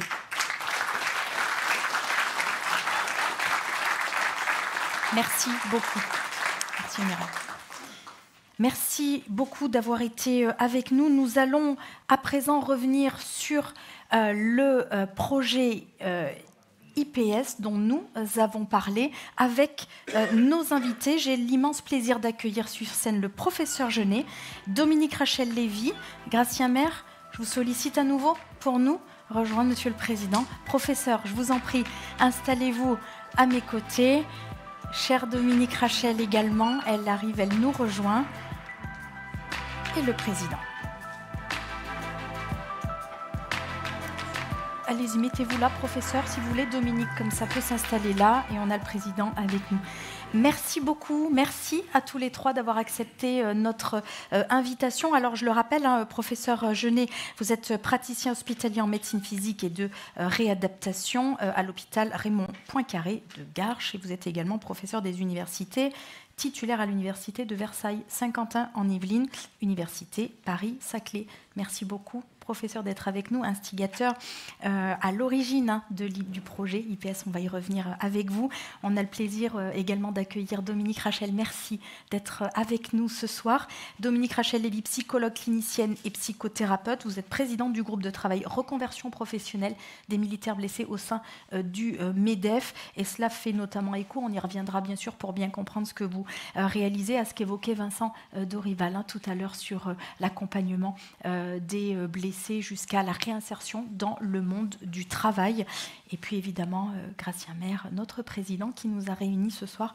Encore merci pour ce sujet consacré et les invités que vous avez réunis à nos côtés. Professeur, ce fameux projet IPS, le président en a parlé tout au début, évidemment un projet très important, l'Institut Parasport Santé. Si vous le voulez bien, on regarde une petite vidéo et puis ensuite on en parle avec vous. Alors ici, vous êtes à ce qu'on appelle la préfiguration du futur Institut Parasport Santé qui se redéploiera en 2028 sur le site des Mureaux. Donc vous êtes sur le modèle éprouvette. L'IPS, l'Institut Parasport Santé, existe, il fonctionne, il monte en puissance et en gamme. Donc c'est ici qu'on évalue et qu'on accompagne les personnes pour réaliser une activité physique ou sportive régulière. Donc pour ce faire, on commence avec une première consultation initiale pour pouvoir écouter leurs conditions de santé et les évaluer d'un point de vue physique. Et surtout les mettre en situation pratique. Donc une fois que les freins sont identifiés avec ces premières consultations, on les accompagne pour trouver un club directement à l'extérieur avec un coach dédié. Pour une personne en situation de handicap qui voudrait pratiquer une activité physique, il lui faut, on avait fait le calcul, à peu près une année entre le rendez-vous pour une analyse en biomécanique, capacité respiratoire, faire des scanners, c'est un an, mais parce qu'il y a un mitage comme ça de spécialistes. Ici, vous avez sur un seul site tous ces professionnels autour du patient. Et à terme, quand on sera au Muro, non seulement tous ces professionnels, mais en plus les salles d'activité pour les évaluations.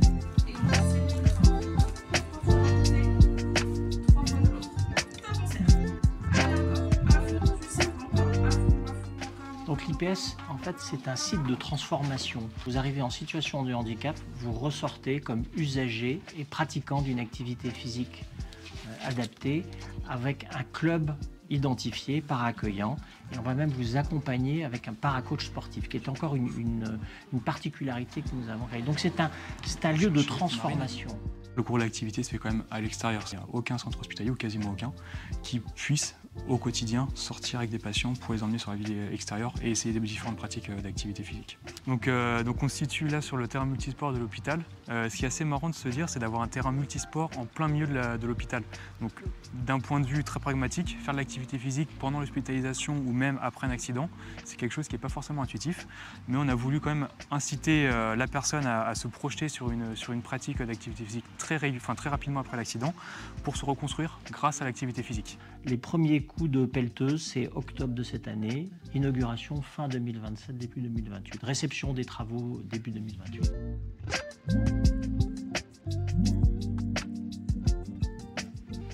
Alors professeur, on a la grande chance de vous avoir avec nous ce soir pour pouvoir comprendre un peu les contours de ce projet, comment est-ce qu'il est né, quelles sont ses ambitions. C'est finalement un lieu totem à travers ce qu'on entend là que vous avez voulu consacrer et c'est une première mondiale. Merci, bonjour à tous. Merci déjà de me donner cette formidable opportunité de pouvoir parler de ce projet devant vous tous, qui est un projet finalement qui est porté par une communauté incroyable d'opérateurs. Et en fait, je crois que l'inspiration déjà, elle est née quand j'ai été médecin officier sous contrat à Percy pendant 3 ans, dans les débuts des années 2000. où j'ai vu effectivement tout ce qui a été présenté à la table ronde précédente, et que dans le monde civil, on n'avait pas cette approche d'accompagnement par l'activité physique et le sport, même dans des grandes maisons comme l'hôpital dans lequel je suis, Raymond Poincaré à Garches, où on s'occupe du travail, de la réinsertion à la maison, de la conduite automobile, etc., mais que l'activité physique n'était pas du tout centrale et même pas organisée au sein de nos prises en charge. Le deuxième point qui a fait que ce projet est né dans nos têtes, c'est que en fait, on a une augmentation de l'espérance de vie des personnes en situation de handicap de manière assez importante aujourd'hui. Et on voit cette population qui vieillit et qui, comme ça a été dit tout à l'heure par Julia Fascione, qui souffre finalement des mêmes comorbidités que la population générale, c'est-à-dire des mêmes pathologies chroniques que la population générale. Le problème, c'est qu'elles arrivent plus tôt dans la vie et qu'elles se cumulent aux pathologies qui sont les séquelles du handicap. Et donc, à force de s'intéresser à la prévention secondaire, se reconstruire par le sport, gérer la vessie du patient paraplégique, etc., eh bien, on fait survivre cette population qui, aujourd'hui, pose le problème de qu'est-ce que le bien vieillir d'une personne en situation de handicap sans surhandicap. Et même la pratique du sport, ça a été dit tout à l'heure, est pathogène. Vous savez que si vous êtes paraplégique et que vous jouez au tennis à 45 ans, c'est très bien. Mais si vous blessez les épaules à 70 ans, vous devenez un équivalent de tétraplégique parce que vous ne pouvez plus vous transférer parce que vous avez mal aux épaules.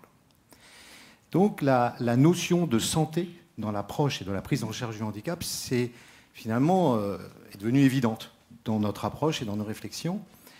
Et historiquement, contrairement aux armées, le monde du sport et le monde de la santé sont assez séparés dans le monde civil. Et donc ça a été de se dire comment est-ce qu'on peut arriver à construire un projet totem, comme vous l'avez dit, j'ai bien aimé, et en passant par la santé. Et donc un projet hospitalo-universitaire, parce que je suis un universitaire en fait. Et on s'est dit, il faut qu'il y ait la prise en charge, la mise en capacité de ces personnes à faire de l'activité physique et du sport, vous l'avez vu. Deuxièmement, c'est la formation. Comment formons-nous à l'échelle du territoire national les médecins pour qu'on puisse accompagner la prise en charge singulière, ce que vous avez dit tout à l'heure, c'est une somme de cas particuliers. Les personnes en situation de handicap, ce n'est pas un groupe, puisque c'est du cas par cas, qu'il faut s'intéresser au cas par cas. Et le troisième axe, qui est la recherche. Et aujourd'hui, on a un boom dans la recherche. Alors, on parle d'intelligence artificielle, mais également dans tout ce qui est prothèse, orthèse, fauteuil roulant, exosquelette. Et comment arriver, en fait, à mettre tout ça en musique avec le monde du sport et pas en compétition avec le monde du sport. Et donc de créer un institut qui est un institut d'évaluation, qui n'est pas un lieu de pratique. Nous, on n'est pas des entraîneurs, on est des médecins, on est des ergots, des kinés, des psychologues, des assistantes sociales. Et l'idée, c'est d'arriver à co-construire un projet et assurer le suivi médical de cette population qui va vieillir et qui va avoir des pathologies et qui va avoir des blessures qui, encore une fois, leur sont spécifiques. Et le militaire est vieillissant, comme tout le monde. Et que donc, c'est très très vite posé la question du lien avec le service santé des armées et avec l'hôpital Percy sur cette construction santé, j'insiste bien sur le sujet, pour savoir comment est-ce qu'on pourrait travailler, quels sont les points forts, quels sont les points faibles des uns et des autres. L'expérience, bien sûr, du SSA en général et de Percy, mais également des Invalides, et de la particularité de ce que nous pouvons apporter sur... et voilà. Et donc, le projet a été porté par... de nombreux acteurs. Certains nous ont aidés depuis le début. Clésia, qui, bien sûr, nous a permis de démarrer et de lancer le projet. Tego nous a rejoints très très vite pour nous aider à porter ce projet, qui est un projet qui est porté par l'État, la région, le département et beaucoup d'acteurs. C'est un site où c'est l'assistance publique Hôpitaux de Paris qui y va, vous l'avez vu sur les photos, l'université Versailles Saint-Quentin-en-Yvelines qui est Paris-Saclay, pour toute la dimension recherche et formation. Et donc avoir un lieu qui sera au Mureau, sur le plateau de Bégeville, à 18 minutes de la Défense par le train, dans la forêt, où on va avoir un bâtiment de 7000 m², plus des infrastructures sportives extérieures pour faire de l'évaluation, tout type de handicap, psychique, déficience intellectuelle, amputée, lésions neurologiques, lésions orthopédiques, tout type de handicap, adultes et enfants. Dans un univers, en fait, santé, hôpital de jour, pas de lit. On vient pour se faire évaluer parce qu'on a envie.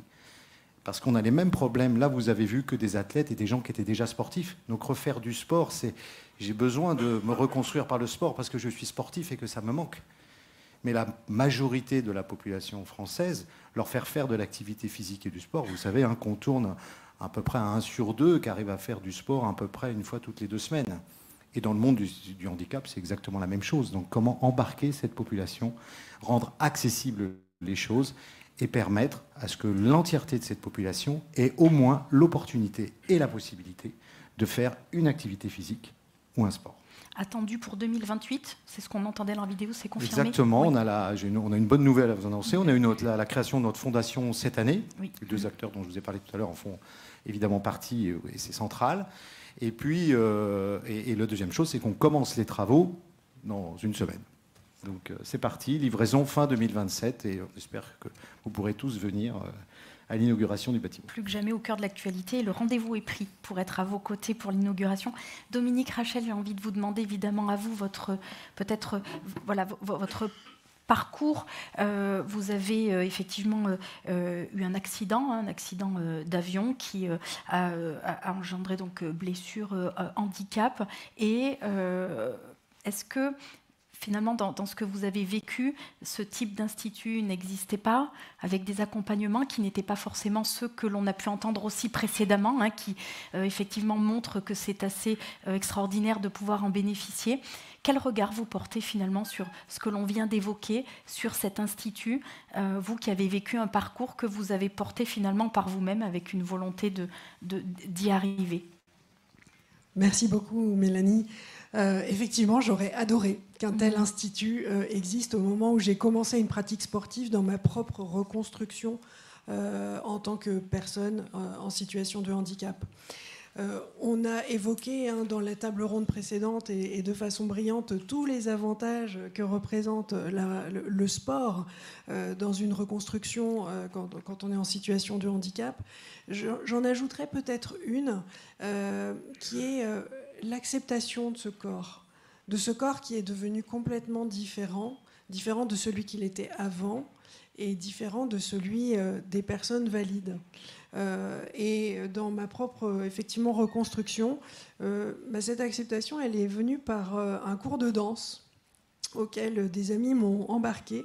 Alors que j'étais toujours vêtue de façon à masquer un maximum mes cicatrices, au niveau des jambes, au niveau des bras, jusqu'aux épaules, eh bien, là, un cours de danse, on porte une tenue plus légère. Et le fait de voir que les autres participantes à ce cours me regardaient finalement pas si différemment, ça m'a complètement décomplexée. Pour pouvoir, maintenant, quand vous me voyez en été, c'est toujours en robe à fines bretelles parce que j'ai toujours trop chaud et que j'ai plus aucun complexe à montrer mes cicatrices. Donc merci au sport pour cela, même si à l'époque, l'Institut Parasport Santé n'existait pas. Alors on a parlé de tous ces bienfaits et je vous remercie d'évoquer aussi les risques. J'ai eu un parcours de sportive, alors non pas de haut niveau, mais mon parcours sportif, je l'ai fait dans le milieu ordinaire avec les valides. Et la problématique que ça a représenté, c'est que j'ai voulu être aussi valide que les valides, parfois même encore plus valide que les valides, moyennant quoi j'ai un peu dépassé les limites. Ça a généré d'autres blessures, en fait. Ça a généré exactement d'autres blessures, tendinite, bursite, fracture. Enfin bon, allez, tant qu'à faire, amusons-nous. Et le message que j'ai envie de faire passer, c'est bien quand on est en situation de handicap, il est vraiment important d'avoir une pratique sportive respectueuse de soi, de son corps. Et j'entends dans votre discours, professeur, que vraiment c'est au cœur de votre projet que de respecter, que d'aider la personne à trouver une pratique respectueuse de son corps. À quel moment vous avez souhaité ou vous avez pu aussi avoir accès à des fédérations et finalement vous tourner vers le handisport, parce que vous le disiez à l'instant, vous aviez toujours souhaité faire partie des clubs valides.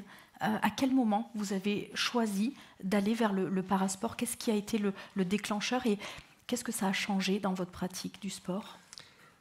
À vrai dire, je crois que je ne me suis pas vraiment laissé le choix parce que je ne me suis pas posé la question. Je suis allée au plus près, les clubs à côté de chez moi.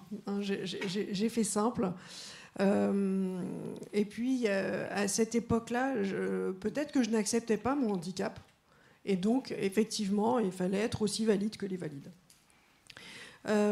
Finalement, c'est en rentrant à l'Institution nationale des invalides en tant que psychologue que j'ai entendu parler du CSINI. Et j'ai décidé de rejoindre ce club, plus qu'un cercle, une famille. Et j'y ai découvert effectivement une pratique sportive justement respectueuse de soi, où moi-même je me suis respectée dans mes limites. Et puis j'y ai trouvé une solidarité, une amitié qui est exceptionnelle, et une acceptation du handicap. Alors, personnellement, j'aurais jamais osé, mais quand j'entends des personnes handicapées se traiter d'handicapées avec un grand sourire, et toi l'handicapé, et toi le para, je trouve ça extraordinaire, parce que ça veut dire qu'il y a une véritable acceptation qui passe notamment par l'humour. Et ça c'est vraiment magique. Merci beaucoup Dominique Rachel. Gratien Maire, évidemment, le professeur l'a souligné, vous avez souhaité accompagner la création de l'Institut, ce projet, vous l'avez dit tout au début. Pourquoi c'était important? Comment est-ce que c'est arrivé dans le cœur des projets de Tego? Alors, comme je le disais en introduction, effectivement, vous l'avez compris, avec nos partenaires assureurs, la préoccupation majeure, c'est d'être en mesure d'accompagner nos camarades en difficulté, singulièrement ceux qui sont blessés. Donc en fait, ce projet, c'était une double rencontre. La rencontre du projet en lui-même, puisque comme François Jaunet l'a dit, donc Clésia, qui est aujourd'hui, s'est rapproché de notre assureur partenaire historique AGPM avec le groupe Alliance, nous a alerté sur ce projet. Et évidemment, on y a vu tout de suite de l'intérêt, à la fois en termes de synergie entre un monde civil qui approchait une problématique un peu nouvelle, et puis le monde militaire qui avait déjà, d'une certaine manière, avec les différents acteurs qu'on évoquait tout à l'heure, le CNSD, le CSINI, etc., le SSA évidemment en premier lieu, avait déjà une pratique et une approche de la réadaptation du handicap par le sport. Donc ça, c'était le premier point, le projet, la première rencontre, et qui nous a paru effectivement rentrer parfaitement dans les synergies que l'on souhaitait développer entre ces deux mondes. Et j'y reviendrai peut-être un petit peu tout à l'heure, ce qu'on a commencé à faire d'ailleurs en réunissant autour du professeur Jaunet tous ces acteurs, SSA, CSINI, CNSD, le ONAC-VG, l'INI, enfin voilà, tout un nombre d'acteurs qui sont de manière à voir comment chacun d'entre eux pourrait bénéficier d'un partenariat avec l'IPS. Puis deuxième rencontre avec un homme, François Jaunet, qui par son enthousiasme, sa détermination et puis la qualité de son équipe, évidemment, Philippe également, m'ont convaincu que voilà, il y avait cette volonté, il y avait cette ambition, il y avait cette énergie, et puis c'est surtout ces valeurs qui nous rassemblent et qui nous rapprochent, et qui font que voilà, on s'est retrouvés autour de ce projet, donc avec d'autres partenaires, Clésia évidemment, mais d'autres acteurs également, institutionnels, régionaux, politiques, etc. Professeur, comment est-ce qu'on peut aujourd'hui accompagner l'Institut? Est-ce qu'il y a des moyens de vous soutenir? Alors, il y a eu ces acteurs très importants, massifs. Est-ce qu'il y a d'autres façons de pouvoir apporter un soutien à l'Institut, à son développement? Oui, évidemment. Alors, on a aujourd'hui, comme vous l'avez vu dans le petit film, on a ouvert une unité de préfiguration. C'est-à-dire qu'on a ouvert un petit futur institut à l'hôpital Raymond Poincaré à Garches pour le faire grandir et voir ce qui marche et ce qui ne marche pas, qu'est-ce qu'il faut apporter, développer, etc. etc.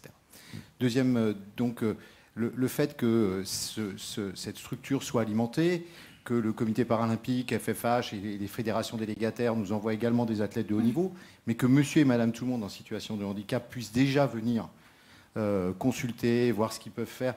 Et ça a été dit tout à l'heure, ce n'est pas forcément du sport. C'est une activité physique. En fait, qu'est-ce que je peux faire de bien pour ma santé? Donc on vient d'ouvrir par exemple en plus une unité nutrition maintenant, parce qu'on s'est rendu compte que surpoids et handicap, c'était un vrai sujet avec une prise en charge qui était totalement spécifique et qui sortait des prises en charge classiques du surpoids de monsieur et madame tout le monde.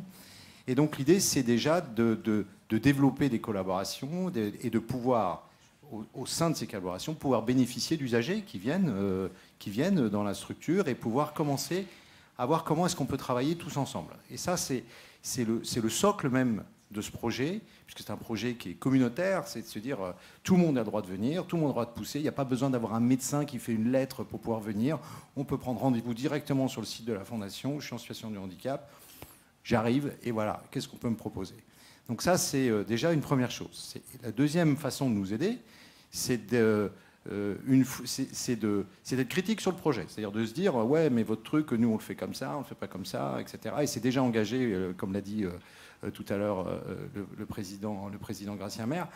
Il y a déjà des entretiens qui sont faits avec les ensembles des acteurs qui sont ici, et on voit bien que parfois on est un peu à côté, parfois. Bon, donc ça c'est la deuxième chose qui est très très important sur le centre du développement du projet. Après, bien évidemment. Et ça, c'est comme ça. Un projet de cette dimension-là, on a besoin d'argent. C'est le nerf de la guerre. Voilà. Et je ne vois pas pourquoi, parce qu'on ferait du handicap, qu'on n'a pas besoin d'argent. Je veux dire, dès qu'on monte un institut de cette dimension-là, et pas tellement sur son investissement et sur la création, on a eu nos opérateurs qui sont là, et on les a déjà cités, et ils ont été centraux pour le démarrage et l'amorçage du projet. Mais aujourd'hui... ce qu'il faut, c'est accompagner, que les usagers se sentent concernés, etc. C'est pas forcément... voilà, c'est que, encore une fois, l'idée d'un projet communautaire qui accompagne le fonctionnement en fait, de ce projet. À terme, le projet, pour vous rassurer tous, le projet est viable sur son fonctionnement à partir du moment où l'Institut est créé, puisqu'on crée de la richesse par l'activité du... Et aujourd'hui, on l'a créé dans un hôpital, et on ne récupère pas la richesse de ce qu'on produit. Donc c'est sûr que là, aujourd'hui, on court un peu après les soutiens pour faire fonctionner le projet.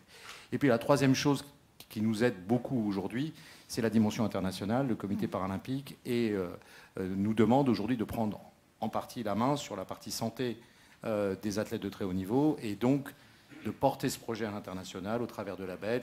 On est allé à Los Angeles, à Brisbane nous a contactés pour 2032. Tout le monde aimerait bien avoir son IPS dans son pays aujourd'hui. Et donc ça aussi, c'est un moyen de gagner en crédibilité et en confiance de la part de nouveaux partenaires qui pourraient nous accompagner. Et puis un rayonnement qui est évidemment à la hauteur du projet, bien entendu. Dominique Rachel, il y a également, au-delà donc de ce qu'on évoquait, le sport, cette reconstruction passe par la réinsertion. Donc c'est un projet qui est global, ça a été dit par la médecin-chef qui était à nos côtés, et ça c'est absolument clé. Vous avez souhaité, vous aussi, continuer à vous investir dans cette dimension, et notamment au travers d'un projet avec le MEDEF, et donc associer les entreprises pour l'insertion des blessés militaires dans un certain nombre d'acteurs économiques de notre pays. Est-ce que vous pouvez nous dire un mot de ce projet ? Donc le MEDEF est extrêmement investi au travers de son comité liaison défense dans ce qui se passe au niveau des armées. Il y a une véritable déclaration d'amour du MEDEF vers le monde des armées. Et au sein de ce comité liaison défense, nous avons créé... oh là là, ça ne va pas me rajeunir... il y a 8 ans, un groupe de travail qui œuvre pour faciliter la reconversion des militaires blessés en essayant de sensibiliser les entreprises au fait qu'il y a parmi les militaires blessés un vivier de recrutement potentiel, puisque, et en particulier chez les blessés psychiques, nombre d'entre eux, on considère environ 80%, veulent quitter l'institution militaire. Et donc, il y a là un vivier de candidats potentiels et de candidats bien formés, de candidats qui ont été éprouvés par le métier des armes, des candidats qui ont un savoir-être, des savoir-faire, et puis un sens de l'engagement tout à fait important. Et pour faire le lien avec le sport et pour faire le lien avec mon autre casquette, qui est celle de psychologue, le sport, ça me semble vraiment encore une fois extrêmement important. Je vais peut-être être celle qui jette un peu une petite ombre au tableau ce soir, mais j'ai l'habitude. C'est que le sport, il comporte aussi des risques. On a parlé des risques physiques, mais il y a aussi des risques psychiques. Il y a le risque d'addiction au sport. Et on n'en parle pas souvent de celui-là. Donc il y a le risque d'addiction au sport et le risque de développer une vie déséquilibrée. Si je consacre 7 jours sur 7, 8 heures par jour à une pratique sportive, le jour où je me casse une jambe, j'espère ne pas m'attirer le mauvais œil, le jour où je me casse une jambe, qu'est-ce qui me reste? Rien. Le néant. Le vide. Et ça peut faire le lit d'autres addictions ou d'une dépression. Donc, mon message, c'est l'importance de développer, de redévelopper une vie équilibrée. Une vie équilibrée, c'est une vie qui repose sur 3 piliers. De même qu'un tabouret, il a besoin de 3 pieds pour être en équilibre. Une vie équilibrée, c'est une vie qui comporte une vie familiale, une vie sociale, avec des amis, des activités associatives, des activités sportives, des activités culturelles, et puis une vie professionnelle. Et cette vie professionnelle, elle me semble avoir d'autant plus d'importance qu'on l'a vu au cours de la première table ronde, le handicap, il isole, il tend à sédentariser, mais de ce fait à isoler la personne en situation de handicap, et en plus, il y a très souvent une problématique d'estime de soi. Le handicap diminue, voire annihile l'estime de soi. Et le fait d'aller dans une entreprise, d'avoir une pratique professionnelle, mais c'est une façon de retrouver un sens du collectif, un autre sens du collectif. C'est une façon de contribuer à plus grand que soi. C'est une façon de se sentir utile et donc de ranimer la flamme de l'estime de soi, de ranimer le contact avec autrui pouvant être un collègue, un chef, un collaborateur, un client, un fournisseur, et ce, dans un domaine un petit peu différent qui est celui du sport, mais qui permet d'avoir vraiment une vie aussi variée que possible, de telle sorte que si un pilier s'effondre momentanément, je ne peux plus faire du sport parce que je me suis cassé la jambe, du bois, eh bien, j'ai tout le reste. J'ai ma famille, j'ai mon boulot. Et donc, il y a effectivement cet équilibre qui revient au cœur de la structuration. Et c'est ce qu'on entendait aussi beaucoup sur la première séquence, avec cet accompagnement, vraiment avec les éléments globaux qui sont amenés. Et puis, effectivement, le général Becker qui l'a souligné, médecin-chef aussi, sur cet accompagnement dans toutes les phases, l'après aussi, et puis de ne pas rajouter de blessures à la blessure pour effectivement bien encadrer l'ensemble de ces éléments, ce que vous évoquiez très justement, et merci de l'avoir souligné. Professeur, vous vouliez ajouter quelque chose, je vous en prie. Oui, je vous remercie, parce que quand je vous écoute... Ça suscite quelques idées. Ce soir, on ne parle que du handicap acquis, forcément. Mais il y a beaucoup de gens qui naissent avec un handicap, c'est-à-dire qu'il n'y a pas du tout la même rupture que celle qui vient d'être décrite par Dominique. Et on est face, encore une fois, à la singularité et sur des approches qui sont complètement différentes quand vous approchez quelqu'un qui est né handicapé, en situation de handicap. Donc ça, c'est la première chose que je voulais dire. La deuxième chose, on parle de handicap depuis tout à l'heure, mais est-ce que quelqu'un a une définition claire du handicap dans la salle ici? Qu'est-ce que c'est le handicap? Et aujourd'hui, quand on regarde les chiffres de combien y a-t-il de personnes en situation de handicap en France, c'est entre 3 et 12 millions. Ce qui veut bien dire que la définition reste un peu floue.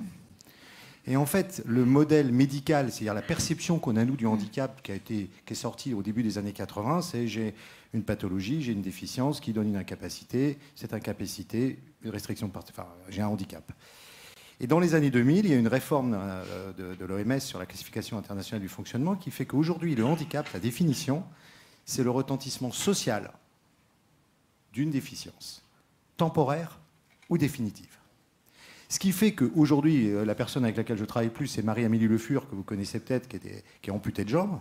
Aujourd'hui, elle n'est plus une personne handicapée, puisqu'elle monte les escaliers, accède à tout plus vite que moi, et que donc ce n'est plus une personne en situation de handicap. Je sors d'ici, je me fais faucher par une voiture, je me fais fracturer mes 2 fémurs et je suis en fauteuil roulant pendant 6 mois, je rentre dans la catégorie des personnes en situation de handicap pendant 6 mois. Ce qui fait qu'on est face à une population qui est aux limites extrêmement floue, sur lesquelles il faut agir de manière singulière et avec une variation de nombre qui est importante. Et là, c'est pour rebondir à ce que vous disiez, c'est que du coup, cette population, on n'a pas de chiffres sur cette population. On ne sait pas très bien qui elle est, c'est quoi son... Voilà. Nous, on a fait une étude populationnelle du handicap, et c'est le troisième risque que je voulais rajouter au deuxième que vous avez ajouté tout à l'heure.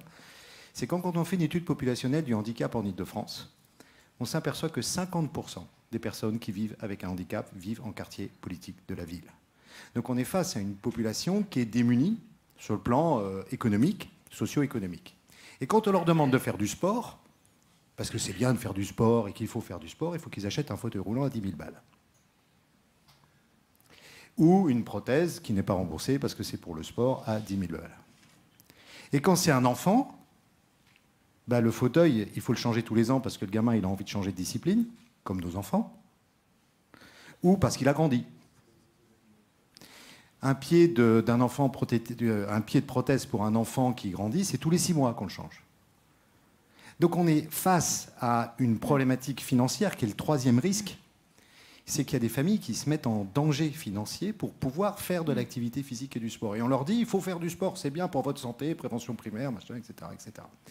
Et donc cette problématique financière, et c'est pour ça qu'aujourd'hui on a beaucoup travaillé, nous œuvré, l'IPS, pour le remboursement des fauteuils roulants, pour le sport, pour la prothèse, on n'a eu que la lame, mais enfin, petit à petit, on va rentrer dans une démarche de santé publique, donc de remboursement par la sécurité sociale, sur les dispositifs de sport, pour éviter que certaines familles se mettent dans des situations économiques extrêmement graves, tout simplement pour faire du sport ou de l'activité physique. Merci, professeur, d'avoir rappelé ces éléments importants. Gracien Mersch, je vous ai vu forcément réagir à ce que disait le professeur. Ce sont des problématiques que vous intégrez dans vos réflexions, dans vos accompagnements. Et puis, pour revenir sur le projet dont on a parlé et présenté, il y a cette nécessité de le faire connaître, de le faire rayonner pour que de plus en plus de personnes y aient accès, connaissent l'existence. Ça fait aussi partie des actions que vous allez mener, notamment avec vos délégués en proximité, par exemple.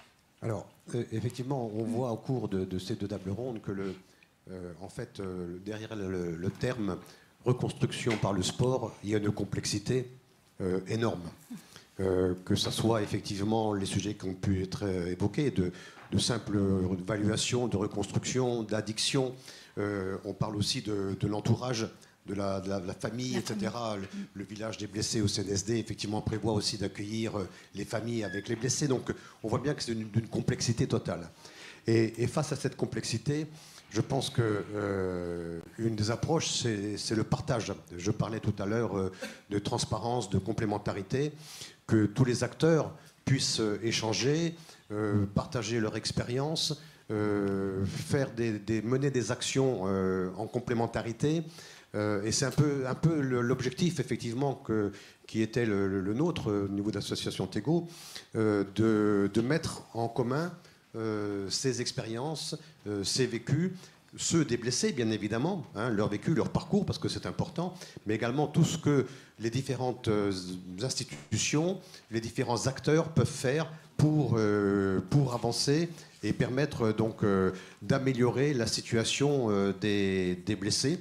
Alors évidemment avec une dimension psychique derrière, etc. Donc c'est une complexité, et je pense que même si dans le milieu militaire, on peut considérer qu'on a un petit peu d'avance sur le sujet, parce qu'évidemment, il y a beaucoup de blessés. Alors, je ne parle pas des personnes qui ont un handicap à la naissance, évidemment, qui est encore une autre problématique.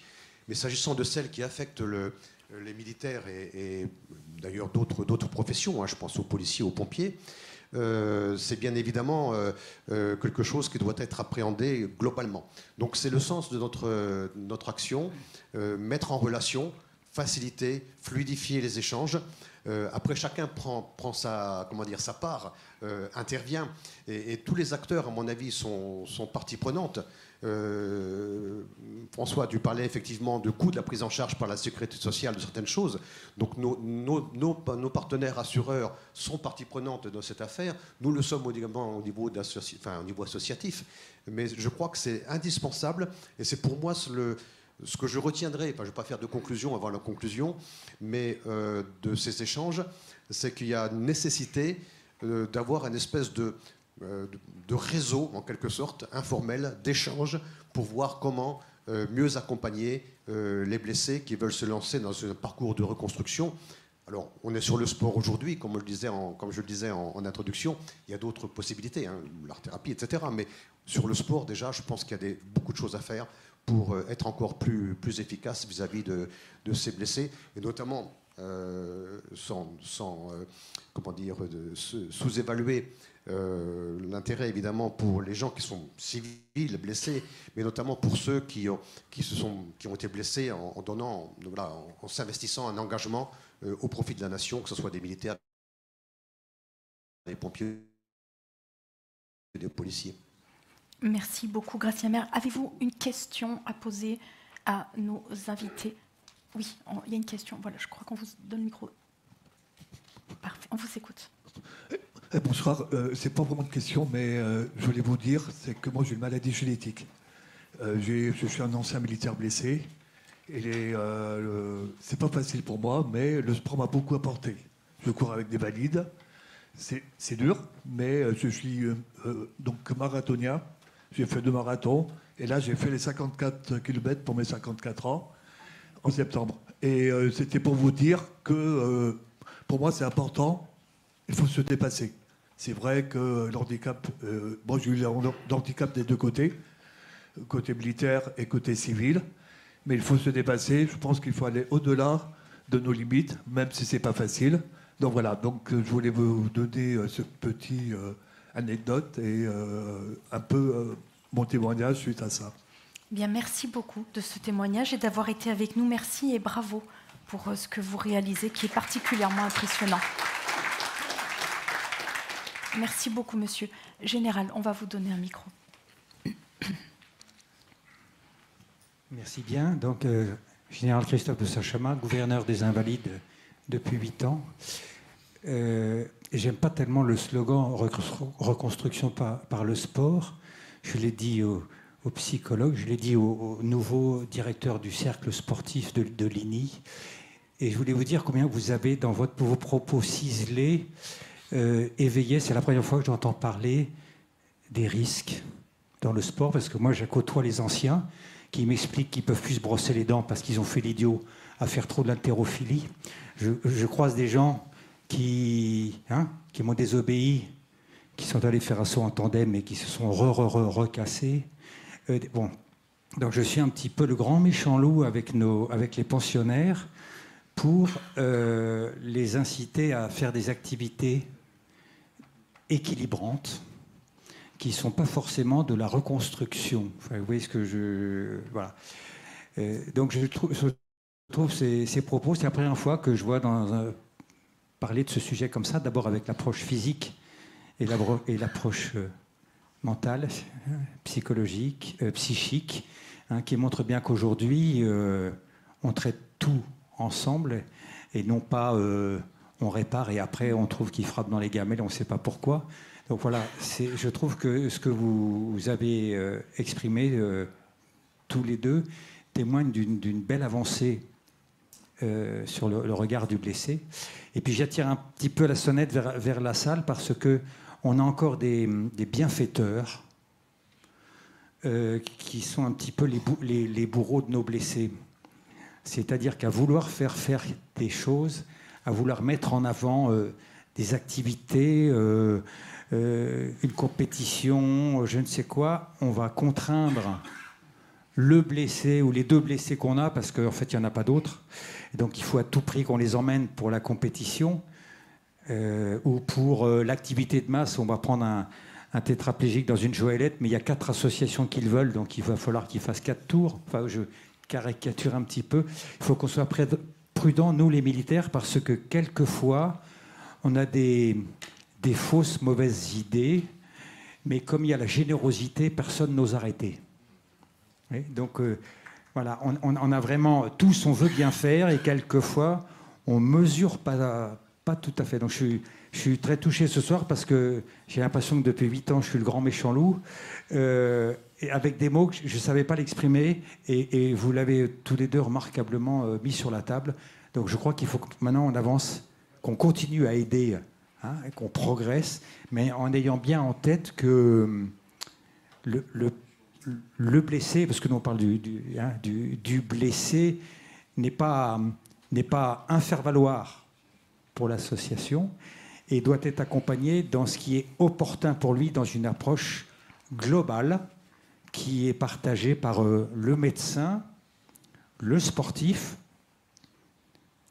aux invalides avec le gouverneur, hein, pour que voilà, on ait quelque chose de cohérent. Donc, bravo pour tout ça et merci pour ces superbes témoignages. Merci, Général. Effectivement, ce sera donc le mot de la fin sur cette approche que vous avez soulignée, à la fois collective, globale, équilibrée, qui est absolument essentielle avec le blessé, ses besoins qui doivent être placés au cœur de l'ensemble des activités. Merci infiniment à tous les trois d'avoir été avec nous, professeur, cher Dominique Rachel. Merci beaucoup. Merci beaucoup.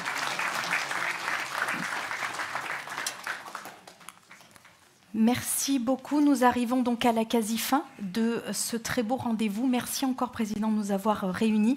Je vous laisse la scène pour adresser peut-être un dernier mot de remerciement à vos invités. Oui, tout d'abord, donc je ne dirai pas de conclusion parce que là, je l'ai un peu déjà faite. Et puis, je pense que toutes les interventions ont montré la complexité du sujet, la nécessité d'aborder cela avec beaucoup de prudence, de ne pas faire n'importe quoi. On voit la complexité de ce sujet. Donc, d'abord, je voudrais commencer par excuser Madame Patricia Miralles, ministre déléguée démissionnaire, selon l'appellation retenue aujourd'hui, qui, compte tenu du contexte politique, a décliné l'invitation à venir effectuer de conclure cette journée. Je voudrais également vous remercier tous les uns et les autres pour votre présence, que ce soit ici, dans la salle, que ce soit pour ceux qui ont suivi sur Facebook, LinkedIn ou YouTube ce séminaire, enfin cette réflexion. Et puis remercier également évidemment les organisateurs, les intervenants, bien évidemment, pour d'avoir partagé avec autant de foi et de vérité ce que vous avez vécu, ce que vous faites au quotidien. Donc ça, c'était important, je pense, dans l'esprit de ce que je disais tout à l'heure, à savoir une meilleure compréhension, un partage un peu plus important et plus approfondi de ces sujets de, pardonne-moi Christophe, de reconstruction du handicap. Alors j'avais dit par une activité sportive ou une activité physique. Bon, alors la reconstruction, je comprends qu'il y a encore du travail à faire. Voilà, donc vous remerciez tous et évidemment ceux qui ont organisé cette soirée.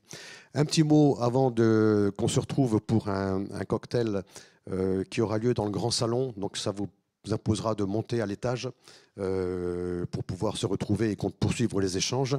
Un petit mot sur l'avenir de notre association, puisque, comme vous le savez, nous sommes partenaires de 2 assureurs, AGPM qui s'est rapproché aujourd'hui du groupe Clésia, donc AGPM Clésia d'une part, et d'autre part Alliance, lesquels ont été attributaires du contrat PSC Prévoyance que le ministère des Armées avait initié. Donc cela, effectivement, va nous amener à réfléchir un petit peu pour essayer de davantage valoriser le rôle de nos assureurs dans cette perspective et voir comment l'association peut évoluer. Mais voilà, nous resterons toujours, évidemment, avec nos partenaires sur l'assureur, à vos côtés pour continuer à accompagner tous les projets que vous aurez, je pense aux associations, je pense effectivement aux institutions, et continuer à entretenir ce lien entre tous ceux d'entre vous, d'entre nous, qui souhaitent s'investir pour accompagner nos camarades blessés ou les familles endeuillées. Voilà, je vous remercie et donc rendez-vous à l'étage dans le grand salon pour boire un verre et échanger. Merci beaucoup.